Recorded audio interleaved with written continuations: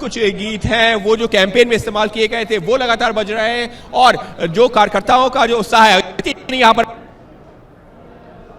बड़ी स्क्रीन पे भी दिखा पाए तो स्मृति ईरानी यहाँ पर पहुंची है। तो एक एक करके जो है तमाम नेता, कुछ देर पहले धर्मेंद्र प्रधान हमको नजर आए हैं, रविशंकर प्रसाद नजर आए हैं, तो एक एक करके जो तमाम बड़े नेता हैं वो पहुंच रहे हैं और जो नेताओं का उत्साह भी जो है अलग ही नजर आ रहा है। साफ तौर पर जो तमाम नेता हैं, कार्यकर्ता हैं, वो पूरी तरीके से उत्साहित नजर आ रहे हैं। और ये जो तस्वीरें हैं बीजेपी मुख्यालय की, राजेश अगर आप मंच के सामने की दिखा पाए कि मंच के सामने किस तरीके से ये शिरीन, मैं बताना चाहूंगा दर्शकों को, ये जो लोग आगे की कुर्सियों पर बैठे हैं ये दोपहर में 2, ढाई बजे, 3 बजे आके बैठ गए थे, जबकि मौसम उस समय काफी गर्म था। लेकिन प्रधानमंत्री को सुनना है, प्रधानमंत्री को देखना है। और ऐसे में आज जबकि बंगाल में एक ऐतिहासिक जीत हासिल की है, जैसी कि चर्चा हो रही थी कि प्रधानमंत्री का आज लुक क्या होगा, प्रधानमंत्री किन बातों का जिक्र करेंगे, क्या प्रधानमंत्री आज बंगाली जो है कुछ कपड़े जो होती है वो पहनेंगे। देखिए जेपी नड्डा यहाँ पर पहुंचे हैं।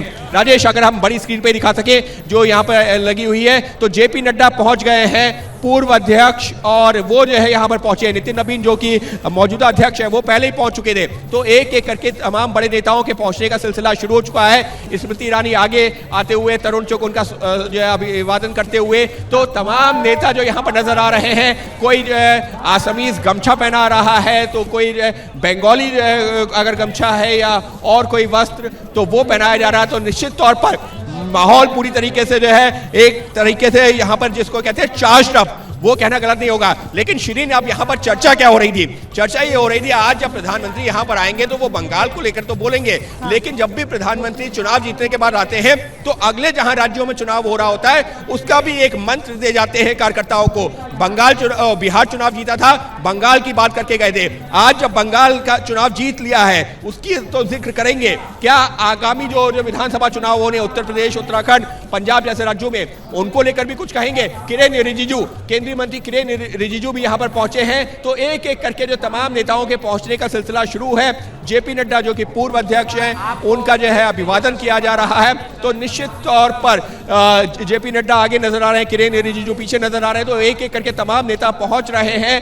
तो ये जो तस्वीरें हैं बीजेपी मुख्यालय की, और तमाम नेताओं को बखूबी पता है कि बंगाल में ये जो जीत हासिल की है ये एक दिन की रणनीति नहीं है, ये जो है 1-2 साल की मेहनत नहीं है, पिछले कई दशकों से मेहनत चल रही थी। और आज जो सुधांशु त्रिवेदी जो कि बीजेपी के वरिष्ठ नेता हैं, जब हमारे कार्यक्रम में जुड़े थे उन्होंने इस बात का जिक्र भी किया था कि किस तरह से 2014 का जब चुनाव जीता था बीजेपी ने, एनडीए ने सरकार बनाई थी, तो केंद्रीय गृह मंत्री जो इस समय अमित शाह हैं, उस दौरान जो है वो उन्होंने ये कहा था कि उस समय हालांकि वो अध्यक्ष भी नहीं थे, लेकिन ये जरूर कहा था कि हमको आगे विस्तार कैसे करना है उस बात पर जोर देना होगा। और उसके लिए उन्होंने मिशन बंगाल का जिक्र किया था।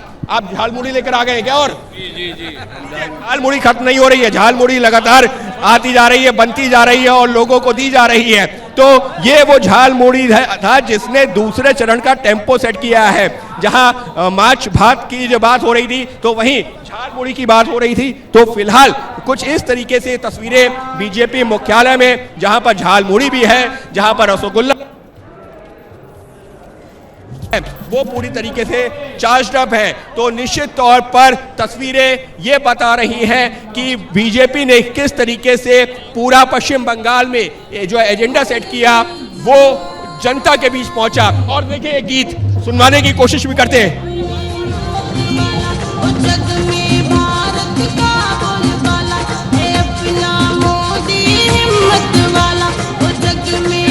गीत बजना शुरू हुआ और आगे जो कार्यकर्ता हैं वो नाचते हुए नजर आ रहे हैं। राजेश, बीच में अगर आप दिखा पाए किस तरीके से कार्यकर्ता गमछा प्रधानमंत्री ने बिहार चुनावों में कहलाया, उसके बाद तो तमाम कार्यकर्ता जब भी आते हैं वो साथ में गमछा और हिलाते हुए, महिलाएं भी जो है झूम रही है। ये बताइए, पश्चिम बंगाल की जीत ऐतिहासिक, बहुत ऐतिहासिक है और हम सब बहुत खुश हैं। बहुत महिलाओं की बड़ी भूमिका रही है, बहुत ज्यादा आज हम लोग